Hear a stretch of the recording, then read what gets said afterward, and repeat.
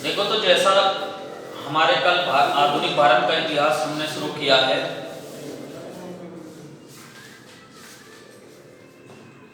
जैसा कल हमने आधुनिक भारत का इतिहास शुरू किया है, तो मैं उससे कुछ क्वेश्चन पुट करूंगा, है ना। तो एक एक करके आंसर देना है इसका।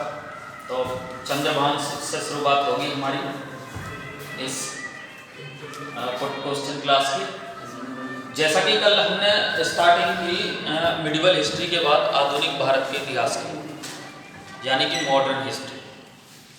इसमें हमने कल पढ़ा कि भाई वहाँ से लेकर मोस्टली शताब्दी से इसकी शुरुआत हुई, 14वीं शताब्दी या हम कह सकते हैं 15वीं शताब्दी से आधुनिक भारत के इतिहास की शुरुआत होती है, जो हमें मोस्टली बुकों में पढ़ना होता है। ठीक है, जब आधुनिक भारत की शुरुआत हुई तो सबसे पहले कंपनियां आई, विदेशी कंपनियां भारत में कह दो या फिर दक्षिण एशिया में कह दो, व्यापार करने के उद्देश्य से। ठीक है, तो वहां से मोस्टली हमारा आधुनिक भारत के इतिहास की शुरुआत होती है, वहां से हम पढ़ते भी हैं। ठीक है, क्या भारत का व्यापार इससे पहले भी था? हाँ बताइए, क्या भारत का व्यापार इससे पहले भी चल रहा था? चल रहा था ना। किन देशों के, मैं जिससे पूछूंगा सिर्फ वो बताएगा किन देशों के साथ चल रहा था, बाकी सब सुने, बताइए।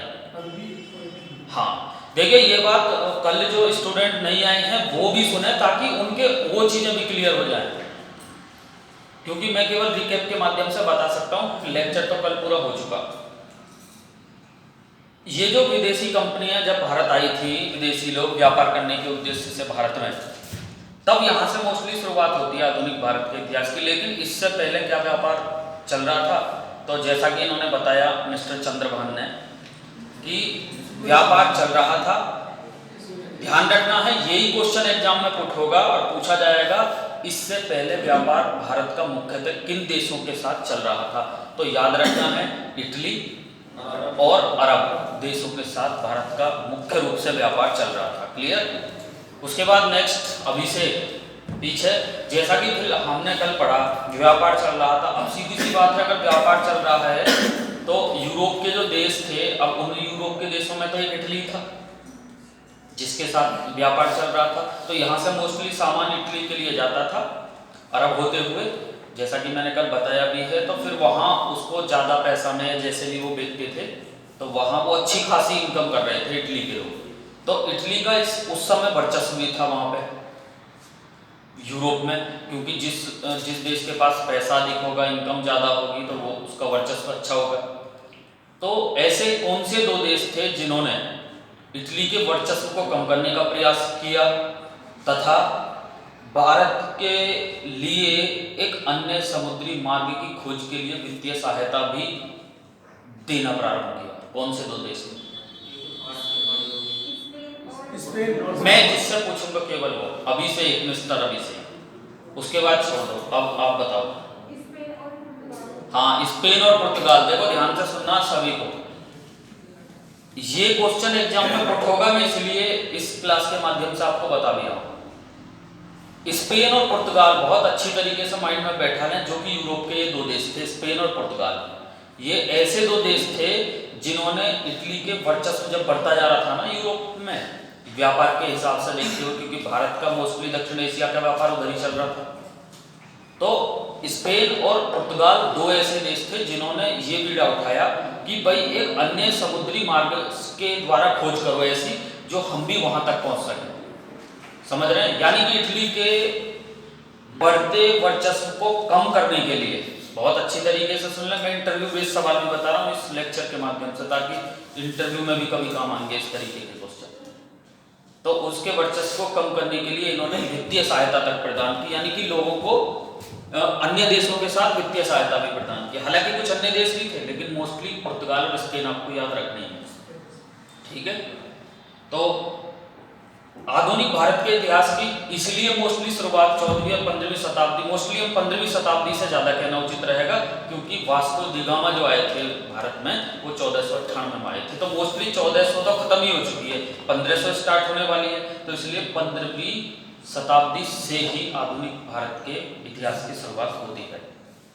हालांकि आप देखते होंगे, जैसा कि हमने पढ़ाया, मुगलों में भी पढ़ाया, तो मुगलों में तो 1500 के आसपास आपका बाबर अपने काबुल वगैरह थे, तो 1526 में तो मुगलों की शुरुआत हुई, तो सिकंदर लोदी और ये लोदी वंश चल रहा था। लेकिन आधुनिक की शुरुआत जो है यहाँ से हुई, ठीक है। इसके बाद नेक्स्ट सत्यम, जब आधुनिक ये जो है दो देश थे, पुर्तगाल और स्पेन, जो मैंने कल बताया, उन्होंने बीड़ा उठाया कि इटली का वर्चस्व कम होना चाहिए, तो उन्होंने उनमें से कौन सा ऐसा हीरो व्यक्ति था जिसने एक नए समुद्री रास्ते की खोज की? वास्को दा गामा। बहुत ध्यान से सुनना, वास्को डी गामा, देखिए यहां से कई क्वेश्चन पुट होंगे, इसलिए सारे कंसेप्ट को ध्यान से सुने। वास्को डी गामा पुर्तगाली व्यापारी थे। वास्को डी गामा पुर्तगाल से चले थे और अफ्रीका के पूर्व से होते हुए, अफ्रीका के दक्षिण से होते हुए और अफ्रीका के दक्षिण पूर्व से होते हुए फिर ये भारत पहुंचे थे। वो जो रास्ता था अफ्रीका के साइड वाला जो रास्ता है, केप ऑफ गुड होप, जैसा कि मैंने लास्ट लेक्चर में भी बताया, उस नाम से जाना जाता है, उस रास्ते के साथ ये 1498 में भारत पहुंचे थे। गैब्रियल नामक जहाज से भारत पहुंचे थे, अन्य भी सदस्य थे। इसी कारण बहुत ध्यान से सुनना है, इसके द्वारा पहली बार एक नया समुद्री मार्ग खोजा गया था जो यूरोप और दक्षिण एशिया को जोड़ता था, जिसको नाम दिया गया Cape of Good Hope. Cape of Good Hope, ठीक है। तो 1498 में पहुंचे, कालीकट बंदरगाह पर उतरे, याद रखना कई बार पूछा जाएगा, ठीक है। और कालीकट बंदरगाह के भी जिस स्थान पर उतरे थे उसका नाम था कप्पक डापू। हमेशा याद रखना, कभी अगर एग्जाम में पूछा जाए कि कालीकट में भी जिस स्थान पर उतरे थे उसका नाम था कप्पक डापू नामक स्थान। कई बार हो सकता है इतना डीप भी जाकर क्वेश्चन पुट कर जाए, क्योंकि आजकल का परीक्षा का ट्रेंड यही, समझ रहे हैं, कप्पक डापू। उसके बाद नेक्स्ट अगला क्वेश्चन सत्यम ही बताएंगे। तो जैसा कि कल हम पढ़ भी रहे थे आधुनिक भारत का इतिहास, जब पुर्तगाली यहाँ पर आ गए, तो पुर्तगालियों ने आने के बाद सबसे पहले क्या कार्य किया, यानी कि किन देशों के जो नौपोत थे उनको समाप्त किया, वो लूटे, ताकि अपनी शक्ति जो है हिंद महासागर में अपना इनका पुर्तगालियों का वर्चस्व स्थापित हो सके। हाँ, मतलब किन देशों के नौसैनिक पोत लूटे गए, उन्हें समाप्त किया गया, ध्वस्त किया गया? अरब। क्योंकि मैंने अभी आपको बताया कि अरब और इटली, इन्हीं दो देशों के साथ मुख्यतः व्यापार चल रहा था, तो सीधी सी बात है, उन्होंने पहले पुर्तगालियों ने आने के बाद, बहुत ध्यान से सुनना, आने के बाद अरबों के जो नौसैनिक पोत थे उनको समाप्त किया, उनको लूटा, उनको ध्वस्त करने का प्रयास किया और किए। इसी कारण वो धीरे धीरे अपनी यहाँ पर शक्ति जो है वो स्थापित करने में सफल भी रहे हद तक, ठीक है। नेक्स्ट अगला क्वेश्चन, जावेद, ये जो पुर्तगाली थे जो भारत आए, तो सबसे पहले आने वाले यूरोपीय भी यही हैं। कई बार पूछा जाता है इस तरीके का क्वेश्चन, जैसा कि मैं अभी आपको एक सामने ही बता रहा हूँ। भारत में सर्वप्रथम आने वाले यूरोपीय कौन थे? फ्रांसीसी, ब्रिटिश, पुर्तगाली और स्पेनिश। टीजी की परीक्षा 2010 में पूछा भी गया है, तो आप बता देंगे पुर्तगाली थे। आसान तब हो जाता है जब हम कॉन्सेप्ट को क्लियर करके पढ़ चुके हों, वरना ट्रेंड ग्रेजुएट टीचर में भी ये पूछा गया है, ठीक है। अब अच्छी तरीके से ध्यान रखना, जैसे वो यहाँ पर आए, तो अब ये जावेद बताएंगे कि भारत में प्रथम पुर्तगाली गवर्नर बनकर कौन आया था।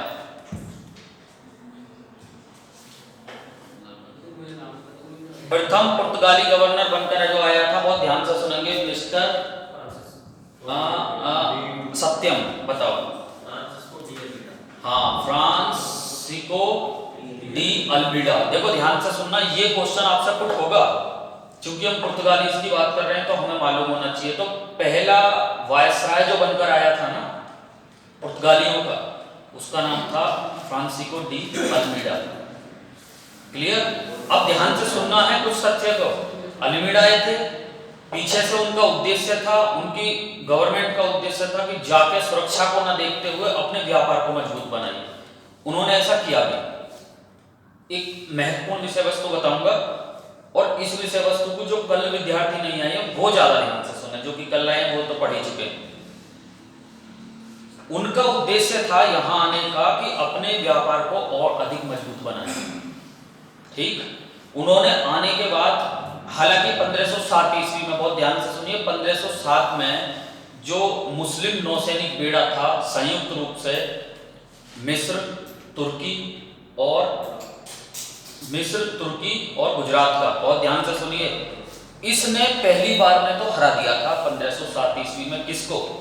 अल्मीडा के ग्रुप को या उनकी नौसेना को। ठीक, लेकिन 1509 ईस्वी, बहुत ध्यान से सुनिए, मैं बहुत महत्वपूर्ण विषय वस्तु बताने वाला हूं यहां से, जहां से पुर्तगालियों को पैर जमा, ये कह सकते हैं। ठीक है, अब सुनिए, 1509 ईस्वी में अल्मीडा ने वापस कमबैक करते हुए उस संयुक्त नौसैनिक बेड़े को, जो कि तुर्की,